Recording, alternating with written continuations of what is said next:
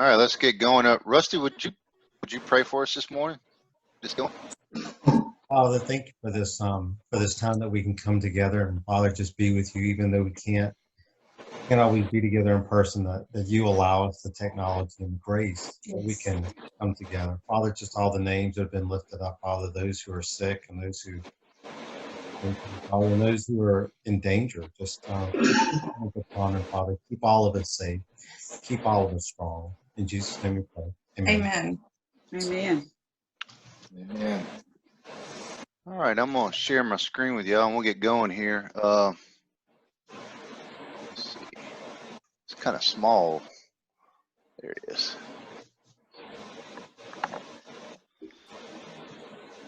All right, so today we're on session 5 in our books, and we've been talking about pi,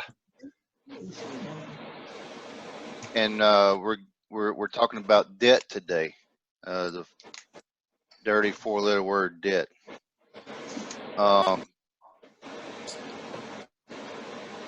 So Proverbs 22:26-27 says, unless you have your cash on hand, don't countersign a note.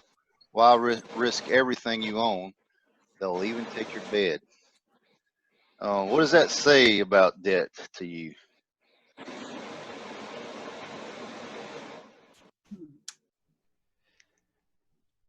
You know, God gives us a lot of strict instructions and a lot of instructions in the Bible about how to handle debt. And basically, he says, if you can not do it, don't get in debt. I think probably something, I know something in my life that I've taken too lightly. Debt, we'll talk about this today, that, you know, there are reasons to get in debt that are fine. It's not necessarily a sin to get in debt, but it is a sin to stay in debt and to be needlessly in debt.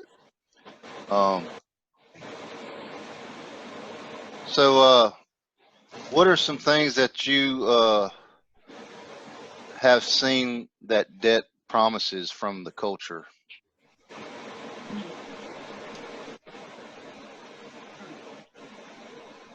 Hey, Brett, what was that? It kind of broke up a little bit. That did what to the culture? Yeah, what our culture says some things about debt that it tries to get us to get in more debt. You see it a lot. I'll just go to my next slide and show y'all. Today's culture, you know, they try to glamorize debt, that it's a good thing for you to get in debt. It's going to help you. They tell us things like, when we go buy a car, you know, you can buy, or whatever, we can buy now and pay later. They claim you can build wealth by going into debt, which is totally not true. It's a way of life. And I got to thinking about and started looking up some of these old credit card slogans. We all know that it pays to discover. One of the Visa slogans is everywhere you want to be. MasterCard, more living, less limits. Boy, that's not true.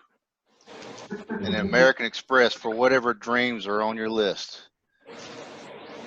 Yeah, they'll give you a dream of being a slave to them. So, y'all hearing my audio okay? Oh, yeah. Okay, good. Not very loud down here, Brett. I don't know how to turn you up. All right, don't give me too much so I get a lot of feedback up here. I don't know how to turn it up. You should be able to turn it up on the TV. It's not doing anything. When I try to turn it up on the TV, it doesn't do anything. Turn it up on your computer. Yeah, I turn get the some volume. reason. Holly, you had that speaker you were using last night? Nah, that's on my computer. That's okay. Keep going. So debt, I mean, Brad, I think what debt promises people is it promises them the illusion that they can have anything that they want. Yep. Yeah. Yep. Unfortunately, we fall for it all too often. It also plays on our emotions. You deserve it. Your selfishness. it separates you from God. You know, when you think you're the one that deserves something. We don't deserve anything. Ooh, that's deep, Kevin. Hey, how about people that are in debt that it's really not a fault of their own? Like, there's a coronavirus and they don't have any savings because whatever reason. There's a divorce and they weren't the ones that were the cause of the divorce, but now they have all this debt to a lawyer. Or what about like when Hurricane Katrina came and nobody had like flood insurance on their houses, so they had to pay to have, you know, bare necessities. There's a lot of reasons why people get in debt. It's not just because of greed. Debt is still debt regardless. That's right. There are good some valid getting debt, and like I was saying, you know, although Scripture tells us it's not something that we should, you know, willingly do, there are some reasons where we may need to go in debt. You know, especially if, you know, we got a health crisis and we need to pay for that, or 2016. there are good reasons to do that. Yeah, I think sometimes.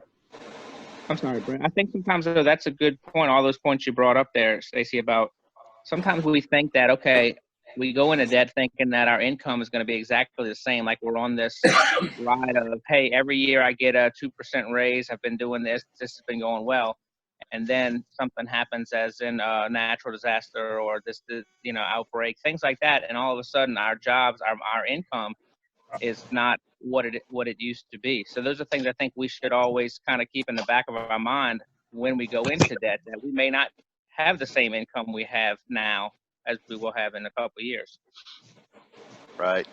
In this crisis, we're being encouraged to take on more debt, even our country is, because I had a neighbor yesterday tell me that, well, you can get an SBA loan. They're offering, you know, low interest SBA loans. I said, to support your business. And like, it's still a loan.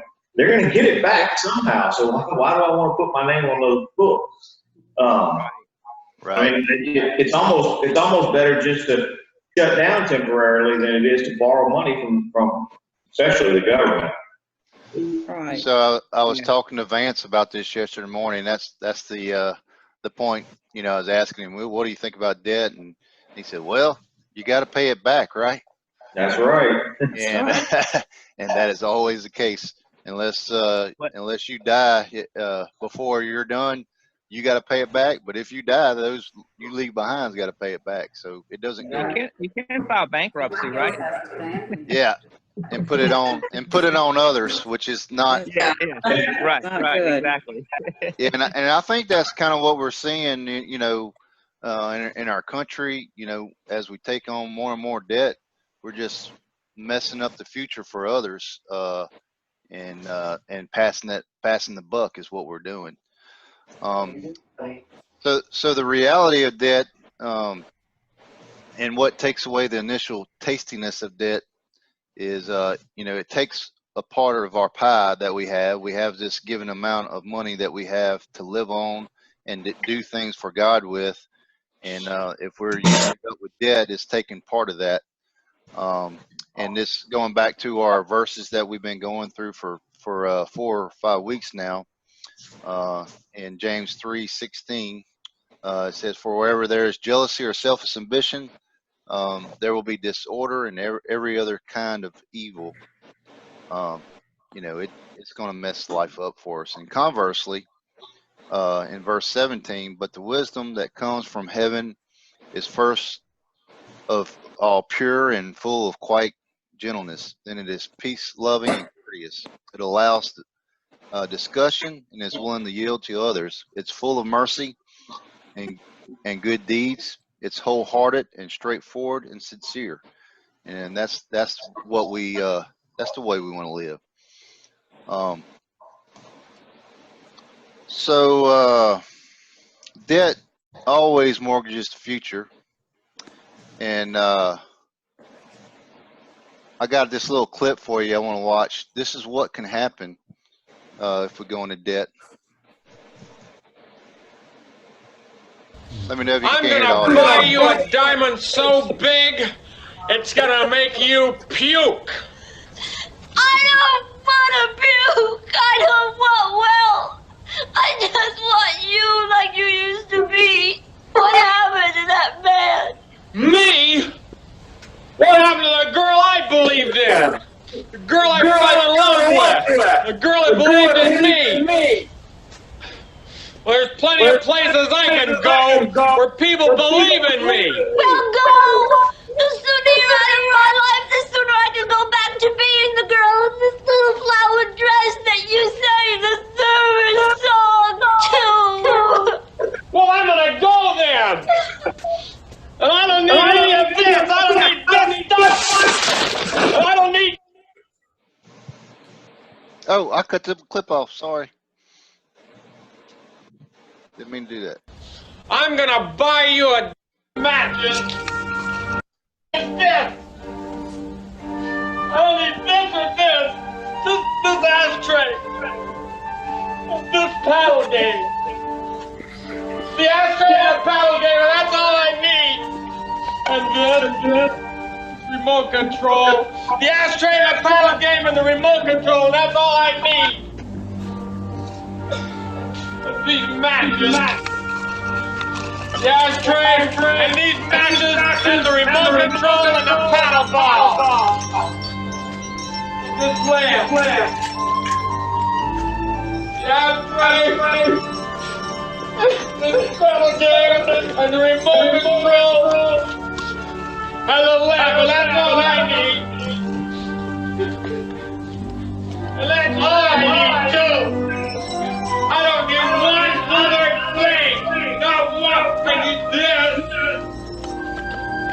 The paddle game and the chair and the remote control and the matches for sure.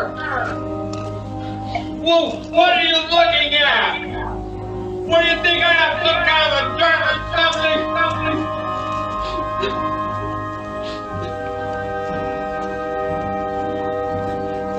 And this, that's all I need. The ashtray, the remote control, that game, the magazine, Almost over. I don't need one other thing except my dog. Well, I don't need my dog. So this kind of stuff, whenever I think of debt, this is I always think of this clip because that's debt gone wrong. It can really mess up your life, and as we can see from The Jerk, this old movie clip, it's very exaggerated, but it can go really bad on us. Even our dog will hate us if we if it goes really bad for us. So Because of what he named the dog, I'd be mad too. I don't remember what his dog name, but maybe we should mention that. Don't let it play that far.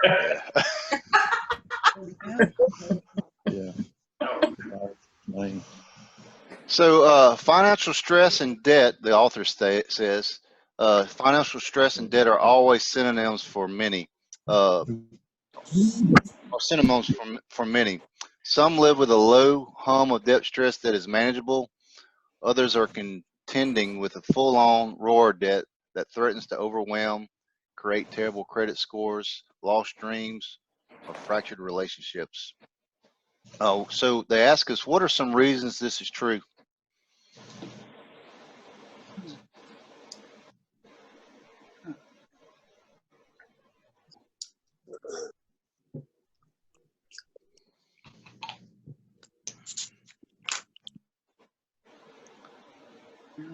Well, the word debt itself, you tense up when you hear it, causes stress. Yeah. Yeah, there, some people are a little more risk adverse and they can take on that kind of thing more. Some are not. And I think a lot of times this is what causes problems in marriage. You got one that is okay with being in debt and taking on risk like that. or they just don't see it, and the other one that's seeing it for what it is, that it's messing up their life. It causes problems in relationships for sure.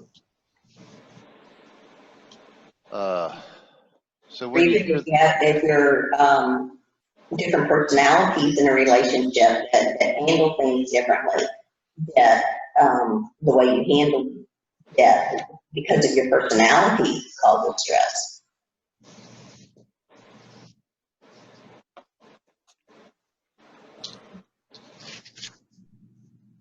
I didn't catch all that.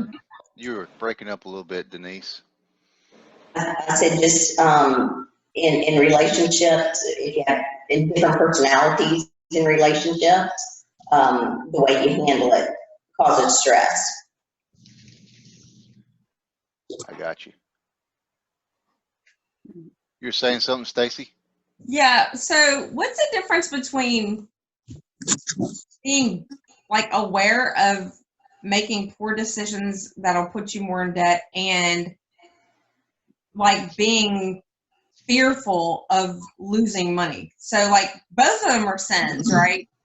Making poor decisions and not being good stewards, but also the love of money that makes you, some people will say, well, I want to be a good steward, when the truth is that you love money and you don't fear, I mean, you're afraid that God is not going to provide for you. So you kind of hoard, or you like there, it's a fine line, and anybody can, I don't know.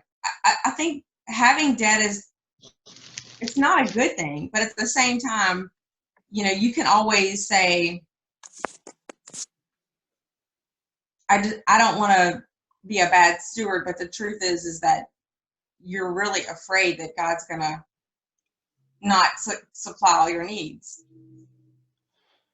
Yeah. Does that make sense? Yeah. I think it is a fine line that we got to watch for, and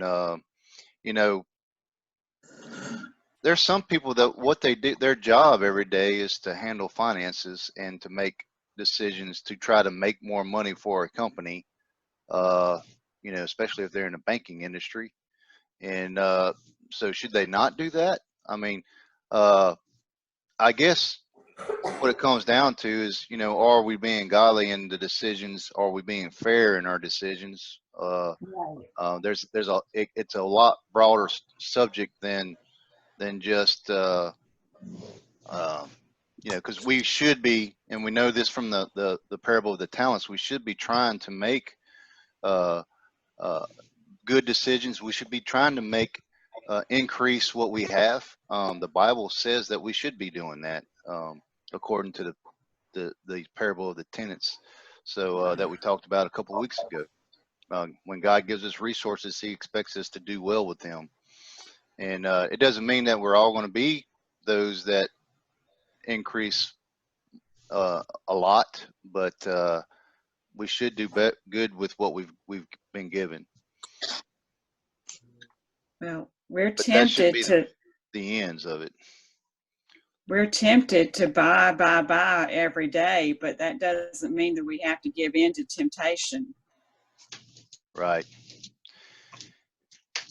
Yeah. So the attributes of God's wisdom, He gives us some things in that verse that we just read in James 3:17 that we should be mirroring. And I've kind of laid them out here for you.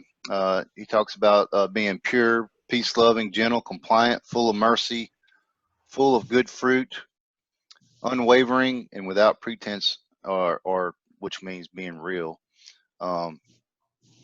So what should we do with debt when it comes to this? When purity, like Jackie was saying, we need to be content with what we have, not being touched to always need more and want more. We need peace loving. We saw in the video clip where, oh, by the way, I meant to tell you guys this, I think Zoom is now making our meetings turn off. So if we turn off, if it turns us off at 40 minutes, the next 10-minute interval, so if it cuts off in at 9:25, we'll pick back up at 9:30, if that's okay. I'll send you another link and we'll wrap it up then.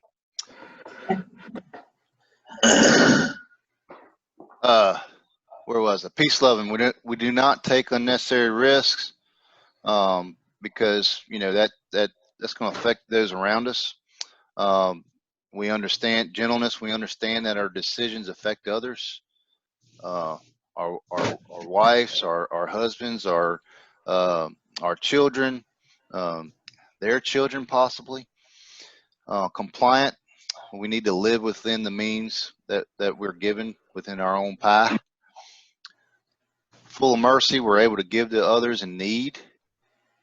You know, if we're given that margin in our lives, we're not taking on too much debt. We're managing our money well. We should be able to give to others in need. And in the same light, full of good fruit, we have margin. Unwavering, we set boundaries. I think, you know, a lot of times that's a big thing with families, and I know it is with me. I don't want to say no. I'm not the type of person that I always say yes. You know, I want to give, and sometimes I just need to say no. We need to set boundaries, and then we're without pretense or real. We just need to be real. This is what the deck I've been given, and I need to play it the way, the best way that I can, and not try to live with beyond my means.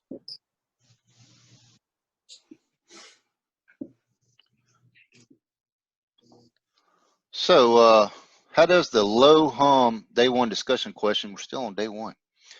How does low hum debt feel, and what does it do? What can we do about it? Thoughts? It's just underlying, always there. Have you ever had a credit card balance that you can't get rid of, and you try to ignore? Be a loud roar of debt. Eliminate it while it's a low hum. Yeah, you definitely want to get it done while it's not really taxing you. Because if you don't, sometimes the low hum, you kind of ignore it. Yeah, you want to ignore it. Yeah, you ignore that low hum a while, it can build up and not be such a low hum anymore. Yeah. Yeah, we need to take care of it and attack it. So, the next discussion question there, what problems could debt be a symptom of? You know, as Jackie was alluding earlier, it's a heart problem. It's a sin problem, what it comes down to. When we're wanting to live outside of those attributes of God, it's a problem. The author says we can't fix our financial mess or the heart issues behind it if we don't first stop to diagnose it, then deal with it. It's worth a bit of delay to fix what is really the problem for our wallet and our heart. I'll bet that if you stop to think about it, you could articulate some of the heart issues behind the debt in your life. And, you know, each of us should be doing that on our own. All right, so day two, they gave us some verses, and we might get cut off here while we're doing this. Verse 1 here is Proverbs 22:7. They ask us to review the verse and think about dangerous debts carry with it.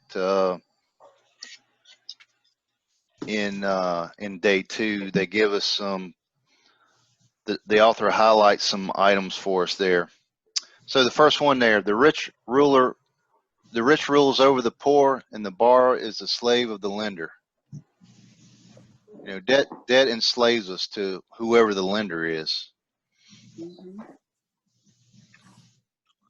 Proverbs 22:26-27. Be not one of those who give pledges, who put up security for debts. If you have nothing with which to pay, why should your bed be taken from under you? Debt must be repaid. We've already talked about that one. Luke 14:28-21.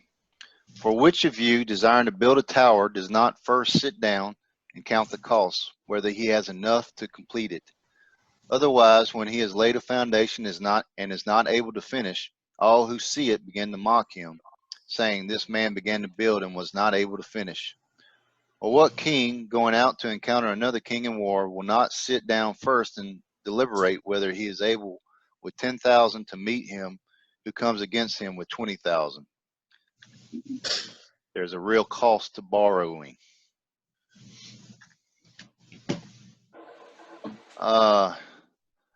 James 4:13-16. Come now, you say, today or tomorrow we will go into such and such town and spend a year there and trade and make a profit. Yet you do not know what tomorrow will bring. What is your life? For you are a mist that appears for a little time and then vanishes. Instead, you ought to say, if the Lord wills, will we live and do this or that? As it is, you boast in your arrogance.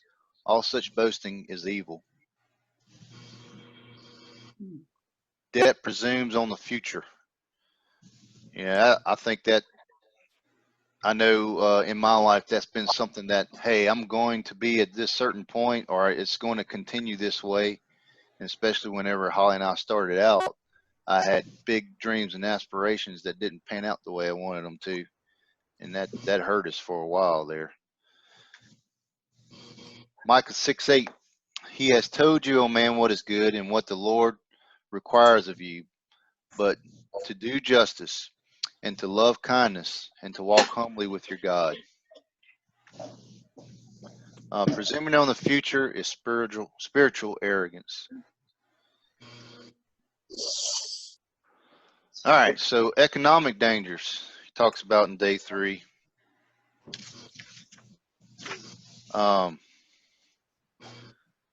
Tells us the most obvious danger of debt is the simple economic reality that debt mortgages the future. That always costs more to get out of than to get into. And this high future cost is evident in a few key ways. So why is this true?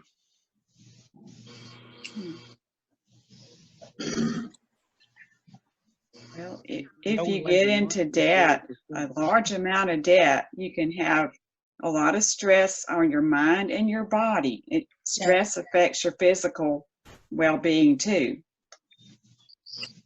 Yeah, absolutely. Well, it doesn't take very long to borrow money, but it takes a really long time to pay it back. Right. Houses, I mean, you borrow the money, you get your house pretty quick, but then it takes 30 years if you're on that kind of mortgage, you know. Yeah, a lot of us don't like math, but it really comes down to being a math problem. Compound interest working against us is not a good thing. Somebody else had something? No, I mean, I was going to say the same thing. Was like you said, no one gives you money without getting interest or something out of it. You know, it's not like they give it to you at 0% for 30 years for your house. You know, like I said, so it always is going to cost you more in the long run. It'd be nice if I think back in the Old Testament times, the Jews weren't supposed to charge interest on their loans. It'd be nice if that were true today, but it's not. Yeah, usually the best you can get is like a store when they were doing like a 6-month deal or something like that. You know, you can get free a little bit of time. Sometimes they get a 0%, but it's not often. That's how they get you too, because you go beyond that 6 months. Yeah. You do the 0% and they bug you for the next 6 years. Exactly. Hey, get another loan. This will cost you 18%. You know what I say is, I say it's free, just like a new puppy. Yeah. Right.